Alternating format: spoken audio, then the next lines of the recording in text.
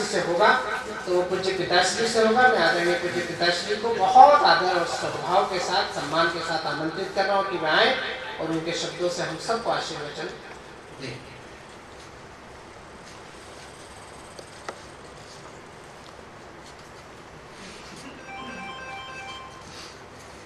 मंच पर आसीन विभूति मंडल, सामने बैठे विद्वान बंधुओं, बहनों, बिटियाओं, पुत्रों, यही कहूंगा क्योंकि 87 वर्ष पार कर दिए हैं मैंने 1 महीने पहले। अभी तक छड़ी वड़ी भी हाथ में आई नहीं। संक्षेप में कोशिश करूंगा। मेरे एक मित्र थे राजेंद्र तिवारी, 3 साल छोटे थे, टीवी देखते देखते 1 मिनट में ही चल बसे। वो कहा करते थे, मैं जानता हूं करुण जी कहां से शुरू करेंगे और कहां समाप्त करेंगे। या विनीत कहता है कभी कभी के कम बोलिए, मैं कम ही बोलूंगा, पूरा प्रयत्न करूंगा क्योंकि मैं प्रिंसिपल रहा, 45 मिनट का पीरियड रहा। ये छोड़कर कुछ ठोस बात मैं करूंगा। कुछ बिंदु मैंने लिखे, इसलिए नहीं मैं जुबानी नहीं बोल सकता था, केवल इसलिए कि कुछ मुख्य बिंदु मुझे इससे अच्छे श्रोता और तो कहीं सुधी मिलने वाले हैं नहीं। चुटकुलेबाजी सुनने वाले मिलते हैं भीड़ भड़का में तो, या पशु मेलों में मिलते हैं। आप जैसे सुधी श्रोताओं के बीच कुछ जानकारियां जो हमारी पीढ़ी के पास है। मित्रों, मुझे गर्व है, बड़ी विनम्रता से ईश्वर से डरकर बोलता हूँ, महाकवि रामधारी सिंह दिनकर, श्यामनारायण पांडे और सोहनलाल द्विवेदी का मैं सीधा ही शिष्य रहा हूं। इनके साथ मैं जितना रहा, जो उससे अधिक रहे थे वो अब दुनिया में नहीं है। मैं ही बचा, जो भी कुछ बचा, जो उनके साथ सर्वाधिक रहने वाला। इसलिए अभी अभी दिनकर जी पर मेरा जो महाकाव्य आया, उससे पहले लोकमान्य तिलक पर आया और तिलक जी के पड़पोते ने फोन किया कि आप मना क्यों कर रहे हैं। फिर मुझे लिखना पड़ा, जिसकी 7000 प्रतियां अब तक बिक चुकी। दूसरा दिनकर जी पर आया 1 महीने पूर्व। दिनकर परिवार से, सौभाग्य से मेरे परिवार का बहुत निकट संबंध हो गया है। प्रतिवर्ष हम लोग वहां जाते हैं या उनमें से कोई आता है। मैं यहाँ से अपनी बात शुरू करूंगा क्योंकि यहाँ आचार्य ब्रजेंद्र अवस्थी हमारे युग के सबसे बड़े छंद के विशेषज्ञ थे, निर्माता भी थे नए छंदों के, और हम सबके वो गुरुवर भी थे। उसके बाद आदित्य जी आए, जो छंद को सबसे अधिक समझते थे, जानते थे और बोलते थे। उन्होंने एक बार मुझे फोन किया और कहा कि घनाक्षरी पर एक भूमिका मुझे लिखनी है पुस्तक की। घनानंद जी ने क्या क्या परिवर्तन किए या दूसरे कवियों ने क्या क्या किए, घनाक्षरी पर कुछ बताइए। मैं खूब हंसा। मैं कहा मेरी परीक्षा ले रहे हो या सचमुच पूछ रहे हो? उन्होंने कहा देखो भाई, जानबूझकर किसी और से नहीं पूछ रहा हूँ, बताइए। जो मुझसे बन पड़ा उनको बताया, जो भी बन पड़ा लिखित में भेज दिया। आजकल तो व्हाट्सएप की सुविधा है। खैर, मैं अपनी बात यहाँ से शुरू करूंगा कि यहाँ छंद पर सर्वाधिक काम करने वाले अब हमारे बीच में जो मौजूद हैं, गुरु सक्सेना जी हैं। आदित्य जी के बाद कोई लगता नहीं है दूसरा कि इतना बड़ा छंद का जानकार हो। उनकी उपस्थिति में बोलता हूँ। इसी विषय में थोड़ी सी जानकारी दूंगा।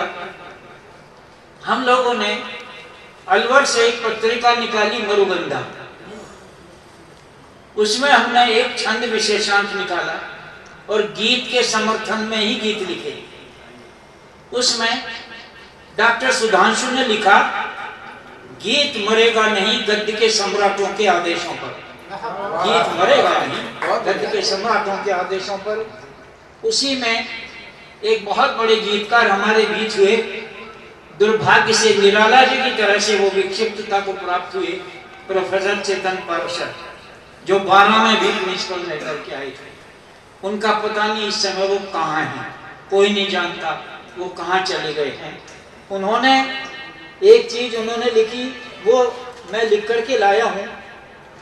उन्होंने उसमें कहा, अंगड़ाई लेकर यौवन जब दर्पण में हंसता हो, वारासर जी उस पुस्तक में जो हमने छापा, अंगड़ाई लेकर यौवन जब दर्पण में हंसता हो, अपनी भौहों के कमान जब खुद पर ही कसता हो, अपनी भौहों के कमान जब खुद पर ही कसता हो, कस्तूरी गंधों सी लगती हो सांसों की गंध, मेहंदी रचे हाथ रचते हो दो बिरले से छंद,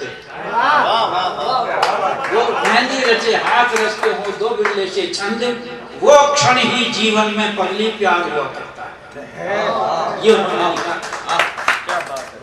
मैंने छोटी सी कुछ पंक्ति उसमें लिखी, गीत के समर्थन में गीत। एक पुस्तक आई मेरी गीत गंधवावली, विष्णु सक्सेना ने उसमें से कुछ गीत गाए हैं, वो बच्चे हैं, एक और बच्ची ने गाए।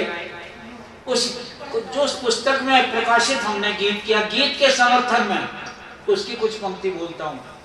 इसलिए बोल रहा हूँ कि निराला जी ने, निराला जी पर थोड़ा सा बताऊंगा।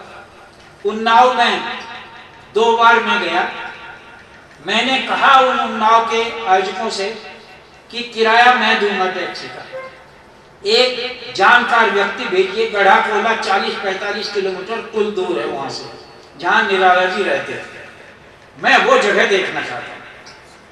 तो उन्होंने पैसे तो खैर नहीं लिए। एक दिन पहले मैं गया और निराला जी के गांव की यात्रा की। अति संक्षेप में बताऊं, वहां एक प्रतिमा उनकी लगी हुई है ऊंचे, नारायण दत्त तिवारी नहीं होते अगर तो उस पर कबूतरी बीट करते, उन्होंने ऊपर एक छाया उसके ऊपर तनवा दी। वहां पर पूरा घर टूटा पड़ा है, मिट्टी की दीवारें हैं, कच्ची ढह गई हैं, एक पक्का कमरा है कुल, जिसमें वो चक्की रखी है जिस पर अपनी पत्नी के स्वर्गवास के बाद वो चक्की पीस करके अपने बच्चों को रोटी खिलाया करते थे और खुद बनाते थे। वो चक्की वो मैंने सारे फोटो ले आया, मैंने पूरी फिल्म बना ली, उस पर कई बार दिखाया। सावरकर जी जिस कोठरी में रहे उसकी पूरी फिल्म बना लाया मैं, पर निराला जी पर केंद्रित करूंगा। मैंने कहा चतुरी चमार का घर कहाँ है, बिल्लेश्वर बकरिया का घर कहाँ है। आप आश्चर्य करिए, मेरे साथ जो साहित्यकार चल रहे थे नहीं बता सके। मैंने 1 घंटे में दोनों घर ढूंढ दिए, ये कहाँ है। जब मैं गली गली में पूछता कि छोटी छोटी गलियां हैं वहां, और ईंटों का खड़ंजा है उस गांव में, गढ़ा टोला में। सबसे पहले तो उनके पिताजी ने जब उनको बंगाल से वापस भेज दिया निराला जी को, और कहा वापिस जा, कुछ करता वरता तो है नहीं, कमाता तो कुछ है नहीं, बीबी को भी ले चल भाग जा। मैं वहां उन्नाव के उस रेलवे प्लेटफार्म पर घंटों ऐसे ही घूमता रहा कि वो चरण यहीं से तो कहीं गुजरे होंगे, कोई तो मिट्टी होगी यहाँ। आखिर में निराला जी का वहां एक पार्क बना रखा है उनके नाम से म्यूनिसिपैलिटी ने, गोखरू हैं, कोई सफाई नहीं, केवल इतना सा है, बड़े बड़े पत्थरों पर वहां उनकी पंक्तियां लिखी हुई हैं, उकेरी हुई हैं। वो पार्क जरूर है। उनके नाम से एक इंटर कॉलेज भी है। मुझे कहा गया, कहने से पहले ही मैं समझ गया था, मैंने कहा आप लोग ये कहोगे काव्य पाठ कर दो, अगर मैं यहाँ काव्य पाठ न करूं तो अगली जन्म में ईश्वर कछुआ या मेंढक बनाएगा कि जल में पड़ा रहे तो आदमी बनने के काबिल ही नहीं है। जो निराला की जमीन पर आकर भी कविता नहीं सुना पाया, तो मैंने खुद ही सुनाया, अपनी मर्जी से घंटों सुनाया। वहां निराला एक कुआं है जिसमें वो पानी भर कर लाते थे, वो सब फोटो मैंने कर रखे। वहां 2 मंदिर हैं आमने सामने, उन दोनों मंदिरों के चबूतरों पर बैठकर वो कांग्रेस नहीं, क्षमा करें, अंग्रेज सत्ता के खिलाफ भारतीय लोगों को अपना स्वाधीनता का संदेश दिया करते थे। एक बार एक अंग्रेज अफसर आया, थानेदार साथ में था और निराला जी सामने से जा रहे थे। उन्होंने कहा वो सूर्यकांत त्रिपाठी निराला कहीं मिलेगा भैया बताना। देखो वो बैठा होगा कहीं वहीं गांव में, गली एक दूर की गली की जगह बता दी, उनके बगल से होते हुए पार हो गए। ये निराला जी का गांव जो मैंने देखा, वहां एक घर के सामने में गुजराते एक घूंघट में बहू आई, बाहर एक खाट पड़ी थी मूंज की बुनी हुई, नंगे, कोई वस्त्र नहीं था उस पर बिछोना, छप्पर था, कच्चा घर था। उसने कहा दादाजी बाबाजी, दादाजी कभी बाबाजी, इधर आओ इधर आओ, बिल्लेश्वर बकरिया का घर यही है, आप पुकारते फिर रहे हो। मैंने कहा बिटिया तेरे घर में छाछ है क्या? उन्होंने कहा जी दूध पियो ये करो। मैं कहा ना ये तो सब जगह मिलता है बिटिया, छाछ पिला दे। मैंने छाछ पी और कहा बेटी घूंघट खोल दे, क्योंकि मैं तो तेरे से बहुत बड़ा हूँ, तेरे ससुर से भी बड़ा हूँ, और फोटो खींचूंगा, अलवर ले जाऊंगा। अगली बार मैं फिर उस घर में गया, फिर बहू मिली घूंघट निकाली।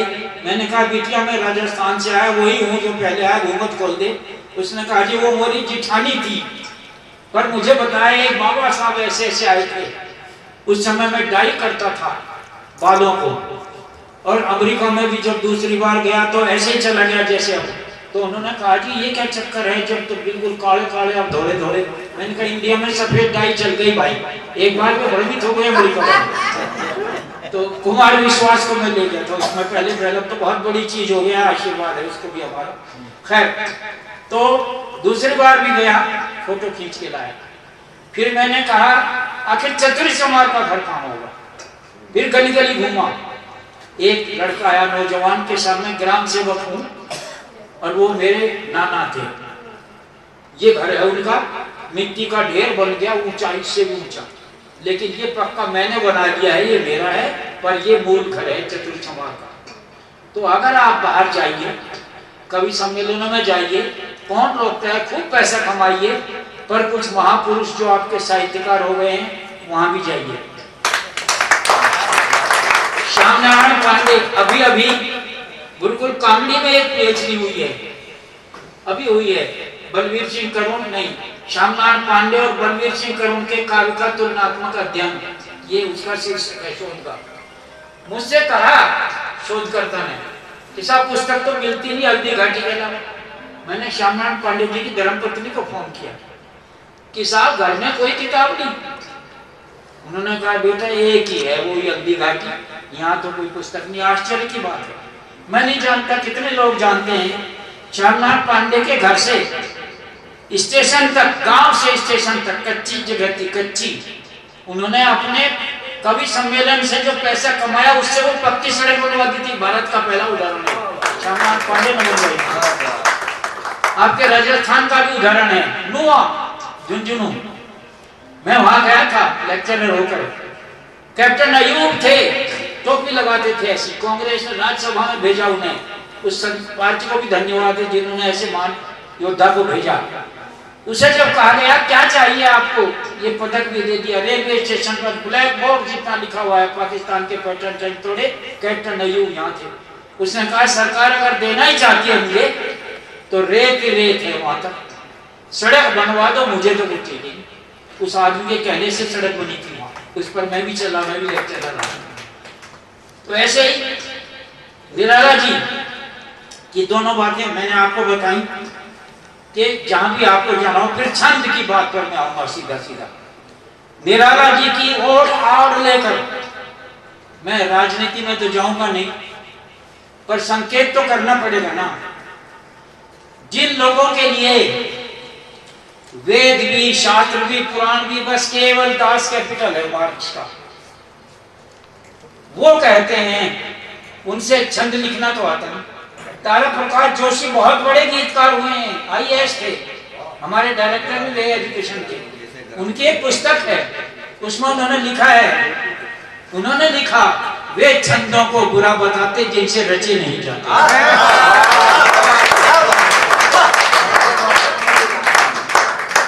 तो वे लोग जो जानते ही नहीं, निराला जी ने जिस छंद का आविष्कार किया वो मुक्त छंद था, छंद मुक्त नहीं था। वो मुक्त छंद था जिसका उदाहरण भी मैं भी दूंगा।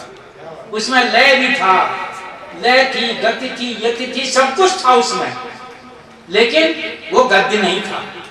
ये गद्य में आड़ी टेढ़ी लाइन खींचकर महाकवि बने वो छंद ही था। मैंने जानबूझकर एक महाकाव्य मैं उत्तरा जानबूझ करके मुक्त छंद में लिखा। उत्तराभिमन्यु की पत्नी है, उन्होंने पूरे महाभारत को पढ़ जाइए, महाभारत मेरा कुलकर्णी देते हुए कि आपके दादा वहां रहे थे, ये इसको छोड़ता हूं, इसको सुनते तो मुक्त छंद था वो, केवल कितनी जोर लगा लो आप, 30 लाइन से ज्यादा उत्तराखंड महाभारत में नहीं देख सकते आप, लेकिन मैंने तो 250 पेज का महाकाव्य लिख दिया, इसलिए लिखा कि उत्तरा पर भी, और अंत में कलम मानी नहीं ना, जैसे मुंहजोर घोड़ी होती है ना, जो लगाम नहीं मानती, कभी कभी कितना ही खींचो जाएगी वो जहां जाना है, तो कलम ऐसी होती है, अंत के 2 सर्गों में आते आते वो फिर छंद में कूद पड़ी, फिर अंत के 2 सर्ग तो छंद में लिखे, छंद तो वो भी है, मुक्त छंद है वो, मेरे प्रकाशक अयन प्रकाशन दिल्ली वाले हैं, जो संस्कृत में MA PhD थे, अब स्वर्गवासी हो गए। ये निर्धन जी, शिशुपाल सिंह निर्धन की पंक्ति बोलता हूं पहले मैं, मत दो तुम आवाज भीड़ के कान नहीं होते, मत दो तुम आवाज भीड़ के कान नहीं होते, क्योंकि भीड़ में सब के सब इंसान नहीं होते। ये शिशुपाल सिंह निर्धन का कथन है। मैं इस पंक्ति का सहारा लेकर आपसे निवेदन करना चाहता हूं, भीड़ को मत समझाइए, ग्रुप चुनिए, जैसे आप बैठे उस तक अपनी बात पहुंचाइए, छंद की बात पहुंचानी है तो, देशभक्ति की बात पहुंचानी है, भारत भूमि की बात पहुंचानी है, अपनी सांस्कृतिक पहचान बतानी है, छोटे लोग चुनिए, बड़ी भीड़ में कुछ नहीं होगा, बड़ी भीड़ में तो बात सुनेंगे लोग कान से, पशु मेला में भी कभी सम्मेलन होते हैं, पर वहां का श्रोता उस स्तर का नहीं होता जिस स्तर के आप हैं। इसलिए निराला जी ने जूही की कली लिखी, जूही की कली पहली काव्य रचना मानी जाती है जो मुक्तछंद की थी। 2-3 पंक्ति बताता हूँ, जरूरी नहीं होता कि हम सब ने वो पढ़ रखी हो, और ये भी जरूरी नहीं पढ़ रखी हो, फिर भी दोहराने के लिए सही अध्यापक रहे हैं ना, 42 साल पढ़ाया मैंने तो, इसलिए आदत वही पड़ गई है समझाने की। 2-4 पंक्ति बोल देता हूँ ताकि आपको लगे कि ऐसा नहीं है, वो छंद ही था, निराला ने कोई छूट नहीं दी कि गद्य लिखो, लाड़ी टेढ़ी लाइन खींच लो और कह दो कि ये हमारी कविता हो गई, वो आती है उनसे लिखना, इसलिए करते हैं। वासंती निशा की विरह विधुर प्रिया संग छोड़, किसी दूर देश में था पवन जिसे कहते हैं मलयानिल। फिर क्या, पवन उपवन सर सरित गहन गिरी कानन, कुंजलता कुंजों को कर पार पहुंचा जहां उसने की गेली कली खिली के साथ।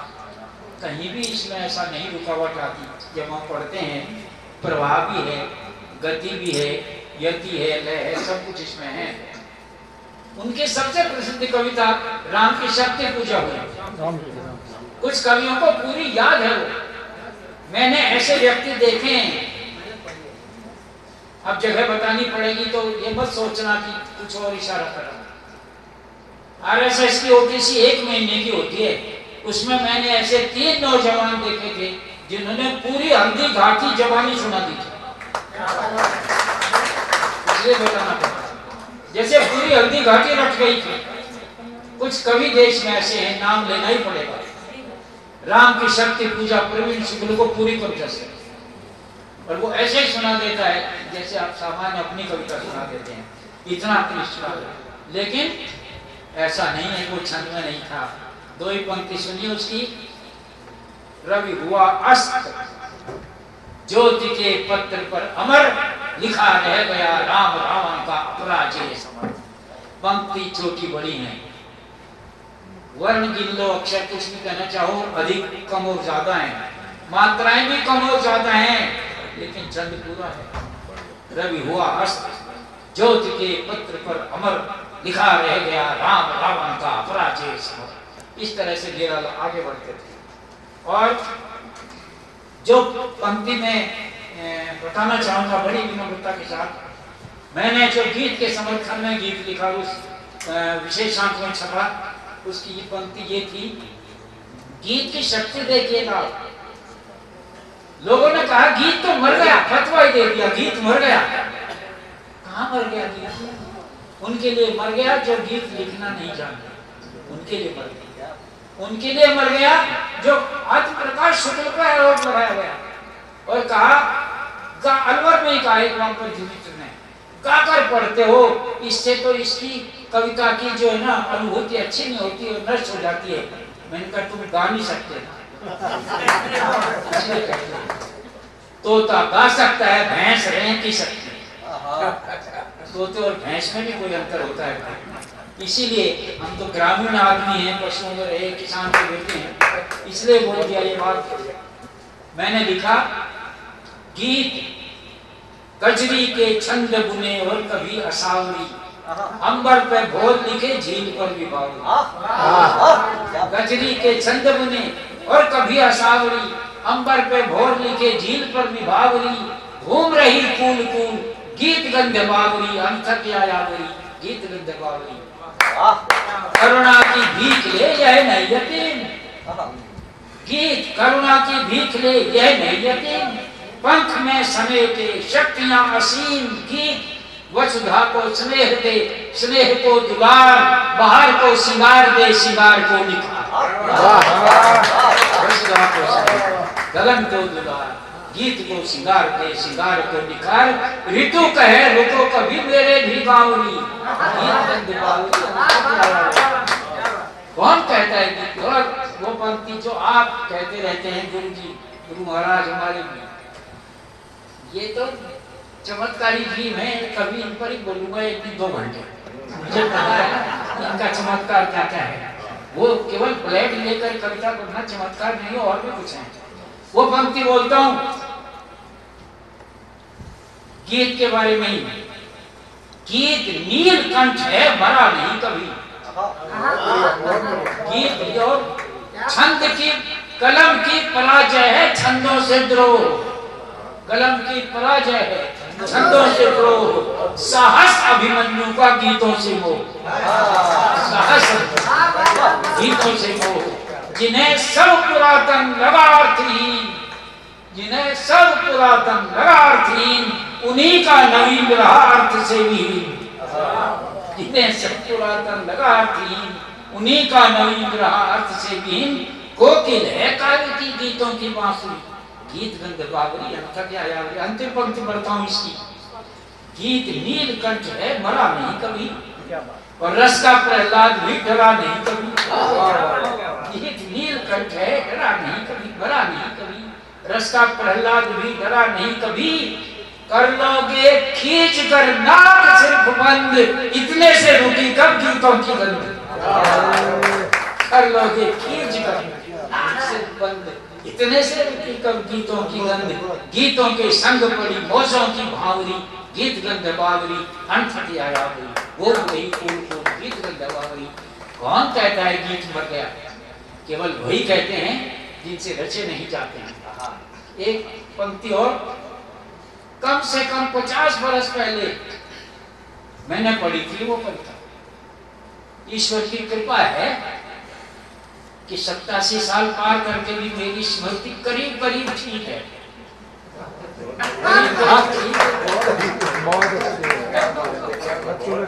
इन बीजेपी वालों ने फंसा था मुझे एक बार, मुझे नहीं पता था वहां फंसाएंगे। महेशी जो मंथन के संपादक भी रहे, बहुत बड़े विद्वान हैं महेश शर्मा, उन्होंने मुझ पर एक लेख लिखा और ये लिखा कि जब मैं 9वीं में था करुण जी की कविताएं सुना कर पुरस्कार जीतता था। मेरी एक कविता बोले रक्त शहीद का इतनी प्रसिद्ध कर दी उन्होंने बाबा के, मैं जब भी गाऊं पीछे से आवाज आवे चोरी की है चोरी की है। बड़ी समस्या। मैंने कहा मैं नहीं हूँ चोर भाई। तो महेश जी उन्होंने मुझे अचानक जयपुर में कहा भाई साहब 1 दिन 2 घंटे चाहिए आपके। मैंने कहा भाई साहब आ जाऊंगा, पैसे वैसे दोगे तो नहीं आऊंगा, मुफ्त में आऊंगा, साहित्य लिए तो। उन्होंने कहा तो अच्छा, फोन आया कि जोधपुर आ जाओ। मैं जोधपुर चले गया। मैंने सोचा स्वामी दयानंद को वहां पर जहर दिया गया क्योंकि मेरा परिवार आर समाज। विनीत की माँ ने कहा कि हमें भी दिखा दो वो जगह जहाँ जहर दिया गया था। मैं इनको भी ले गया, भोजन कर लिया तो एक लड़का आया, चलिए साहब कहाँ चलूं? कि 36 किलोमीटर दूर। भाई कहाँ ले जाओगे साहब? मुझे तो ये कहा उनको यहाँ ले आओ। तिवरी ले गए। तिवरी बहुत बड़ा एक आध्यात्मिक केंद्र, वहां जाते गुलाब की कटारिया है सबसे आगे। वो मेरे पुराने मित्र थे, कबड्डी खेले। मैंने कहा आज फंस गए ना। मैंने कहा क्या करवाओगे? कि ये तो बीजेपी का सम्मेलन हो रहा है और तुम कहते हो मैं राजनेता में कविता नहीं पढ़ता, राजनीति में आज वापस नहीं जाने। मैंने कहा खैर चलो, अब तुम मैं फंस गया। वहां पर मैं एक ही पंक्ति बोलूंगा, वहां जो कुछ मुझे बोलना पड़ा उनके सामने, वहां भी मैंने यही बात कही कि ये सब लोग राजनीति है ये तुम्हारी, हम राजनीतिक गलियारों में जाते नहीं हैं। केवल हमारी कविता राजनेता की प्रशस्ति गान कभी भी नहीं करेगी, जो सत्य है उसी का बखान करेगी। ये नाराज हो चाहे वो नाराज, हमें इससे कोई मतलब नहीं। हम तो तुलसी बाबा के शिष्य हैं, जो वो डरते नहीं थे किसी चीज। तो ऐसी स्थितियां भी जीवन में कभी कभी आती हैं। मैं एक पंक्ति सुनाता हूं जो 60 साल 50 साल पहले मैंने पढ़ी। देखिए वो भी तो मुक्त छंद में ही है, वो भी छंद ही है, लेकिन जो छंद मुक्तता की बात करते हैं वो सर हत्या कर रहे हैं ना, और कवि बनने का ढोंग करते हैं। मैं 60 साल पुरानी एक पंक्ति मुझे अचानक याद आई थी, मैंने घर पर नोट कर ली। मकड़ी, छोटी सी मकड़ी का जाला आपने देखा होगा, लेकिन 60 साल पहले भी ये लिखा जा सकता था मुक्त छंद में, छंद मुक्त नहीं, मुक्त छंद में। तुझको है अभिमान हरी मकड़ी अपने छोटे से जाले पर, तुझको है अभिमान हरी मकड़ी अपने इस छोटे से जाले पर, थोड़ी सी कोशिश करते ही साफ दिखाई दे जाता है। अरे बावली, हम इंसानों के जाल कहाँ देखे हैं तूने, हम ऐसे जाले फैलाते जो न दिखाई दे पाते हैं किंतु शिकार हासिल लेते हैं। ये भी एक कविता थी 60 साल पहले, ये भी मुक्त छंद में कविता थी। किधर से कविता नहीं है? तो कौन कहता है कि निराला ने तुम्हें छूट की थी गद्य लिखकर कवि बनने की? रोक क्यों पाते हो भाई? नहीं लिखा जाता तो छोड़ दो। कलम की पराजय है छंदों से द्रोह, और साहस अभिमन्यु का गीतों से मोह। इसलिए मैंने कहा कलम की पराजय, ये ऐसे नहीं आप करोगे। तो ये मैंने कुछ चीजें इसलिए नोट करी कि इस विद्वानों की सभा में बोलना आसान काम है। आप श्रेष्ठ कविता के लिखने वाले और पढ़ने और पढ़ने वाले भी हो, इसलिए बोल रहा हूँ। ये लिखा गया, आप देखिए प्रकृति चित्रण हो, कितना सुंदर दृश्य होता है। सूरज निकलता है, चाहे किसी भी कवि को देख लो आप, जो है चाहे दिन छिपने को देख लो, दिवस का अवसान समीक्षा गगन कथा आदि आदि, पर क्या लिखा गया? छपा और प्रशंसा की गई।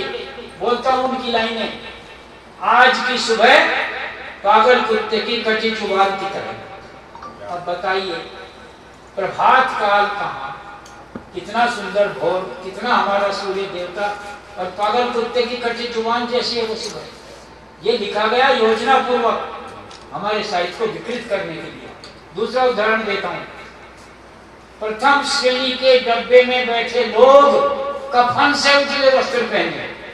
ये छपी हुई पंक्तियां हैं जो मैंने नोट कर रखी है, और बड़ी विनम्रता से अलवर एक अखबार रखा है मेरे पास, उसका शीर्षक है निराला की तस्वीर किधर देखती है।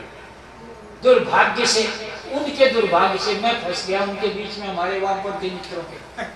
मैं अकेला रहे सारे, तो मैंने विनम्रता से कहा देखो भाई, मैं अकेला तुम सारे, आज तुमने अगर मुझे हरा दिया तो जितने राष्ट्रवादी पक्ष के साहित्यकार हैं तुम्हारे शिष्य बन जाएंगे। अगर मैं अकेला जीत गया तुम सबसे, ये लाल लाल झंडा हटा दो यहाँ से, आज ही फेंको और भारतीय था मरण का। तो उनकी पंक्ति बोलता हूँ, क्या ये साहित्य है? विकृत कर दिया और कहते हैं हमने तट की उपमा दे दी। तट की क्या दे दी? मटकी फोड़ दी तुमने साहित्य का, सुधा कलश भी फेर दिया तुमने मैदान में। लिखते हैं आज की सुबह पागल कुत्ते की कटी जुबान की तरह। दूसरा, प्रथम श्रेणी के डब्बे में बैठे लोग कफन से उजले वस्त्र पहने। कौन मूर्ख है जो अपने वस्त्रों की उजलाई को कफन से उपमा देगा? प्रथम श्रेणी के डब्बे के लोग कफन से उजले वस्त्र पहने। और तो और ये बहन बेटियां बैठी हैं, मेरी जो बेटियां हैं सारी, फिर भी पढ़ रहा हूँ, पढ़ी लिखी हो, बड़े हो, सब सुनना पड़ेगा और समझना पड़ेगा क्या क्या लिखा जा रहा था। और उन्हीं को पुरस्कार मिल रहे थे सब जगह। राजस्थान में तो कहीं साहित्य अकादमी अकादमी जाने क्या क्या सब फंसा रखा था अपने, बंदर माठ हो रही थी। हम लोग साहित्य अकादमी में गए तो जाने क्या क्या आरोप लगे, उसकी चर्चा आज नहीं करूंगा। क्या लिखा लोगों ने? साबुन की भट्टी पर औरत की तस्वीर, ये छपा धर्मयुग में। सब मैंने तारीखें भी लिख रखी। साबुन की भट्टी पर औरत की तस्वीर, हम जांघों पर साबुन नहीं औरत को घिस रहे हैं। ये कविताएं हैं, ये लिखा गया इस देश में। इसलिए खड़े हो जाओ आप इन सबके विरुद्ध। हमें मतलब नहीं है भाजपा को आप वोट देने दें, कांग्रेस को दें, किसी को भी दें, वोट देना आपका अधिकार है, कर्तव्य है। हमें इससे कोई मतलब नहीं, आप वहां उठ के बैठते हैं। और लेकिन इस देश की संस्कृति को तो बचाइए, उसकी ओर तो चलिए। ये कविता थी क्या? साबुन की भट्टी पर औरत की तस्वीर, हम जांघों पर साबुन नहीं औरत को घिस रहे हैं, ये लिखा गया और छापा बाकायदा। एक और देखिए, पूरब की दिशा में हड्डी के रंग वाला बादल लेकर आया। क्या हड्डी का रंग होता है बादल का? अरे भाई, सत्यम शिवम सुंदरम के पुजारी हैं हम। हमने अंग्रेजी, हिंदी, संस्कृत ईश्वर की कृपा से बराबर पढ़ रखी है और 30 वर्ष पढ़ाई है तीनों भाषाएं। ऐसे ही नहीं पार सकोगे तुम्हें। हम अंग्रेजी वालों को हिंदी से हड्डी के रंग वाला बादल लेकर, भला बादल की तुलना हड्डी के रंग से हो सकती है? ये सब सत्यानाश किया गया, जानबूझकर सत्यानाश किया गया हमारे साहित्य का। हम किसी राजनीतिक दल का प्रचार करने नहीं आए, लेकिन ऐसे ये सारी चीजें जब साहित्य में आई तो साहित्यकारों को सामने आना पड़ा। राजकवि सोहनलाल द्विवेदी की अध्यक्षता में हम लोग आगे बढ़े और उन्होंने कहा, बहुत लाड़ करते थे। श्यामनारायण पांडे जी की उपस्थिति मान चलिए, दिनकर जी का आशीर्वाद जी, डॉक्टर हरदत्त सुधांशु जी से हम आधुनिक युग का केशव कहते थे। उन्होंने लिखा, गीत मरेगा नहीं गद्य के सम्राटों के आदेशों पर। ये सुधांशु जी की एक पंक्ति है, गीत मरेगा नहीं गद्य के सम्राटों के आदेशों पर। पाराशर जी जो 12 में प्रोफेसर रहे और आज गायब है, पता नहीं कहाँ चली गई। चेतन पाराशर अनुपम गीतकार थे, उनकी कहानी अब नहीं, बस केवल इतना कि वो पता नहीं कहाँ है। उनकी पंक्ति सुनिए, ये था साहित्य तो। और उस दिशा में हम लोग आगे बढ़ने के लिए यहाँ पर आए हैं। उनकी एक पंक्ति है, अंगड़ाई लेकर यौवन जब दर्पण में हंसता हो। पाराशर की, चेतन पाराशर। अंगड़ाई लेकर यौवन जब दर्पण में हंसता हो, अपनी भौहों के कमान जब खुद पर ही कसता हो। अपनी भौहों के कमान जब खुद पर ही कसता हो, वो क्षण ही जीवन में पगली प्यार हुआ करता है। वो क्षण ही जीवन में ऐसे ऐसे रचनाएं लिखी गई और कहा वो कुत्ते की जवान की तरह से। दूसरा, एक जगह गीत गंध बावरी एक पुस्तक छपी और उस पुस्तक में भी हम लोगों ने केवल गीत के समर्थन में ही सारे के सारे गीत लिखे। ये बिंदु मैनों से द्रोह है, कलम की पराजय है, छंदों से द्रोह और साहस अभिमन्यु का गीतों से मोह। जिन्हें सब पुरातन लगा अर्थहीन, उन्हीं का नवीन रहा अर्थ से विहीन। जिन्हें सब पुरातन लगा अर्थहीन, उन्हीं का नवीन रहा अर्थ से विहीन। कोकिल है काव्य की गीतों की माखुरी, घूम रही फूल फूल गीत गंध बावरी अनथक आयावरी। ये इस दृष्टि मैंने कर दी पंक्ति। और ये क्योंकि गीता में भी चाय होगी और फिर अगला सत्र होगा और सत्र के बाद भोजन होगा रात्रि का और उसके बाद फिर छंद की मीमांसा, छंद की जिज्ञासा और समस्या समाधान पर गुरुदेव के साथ 1 घंटे का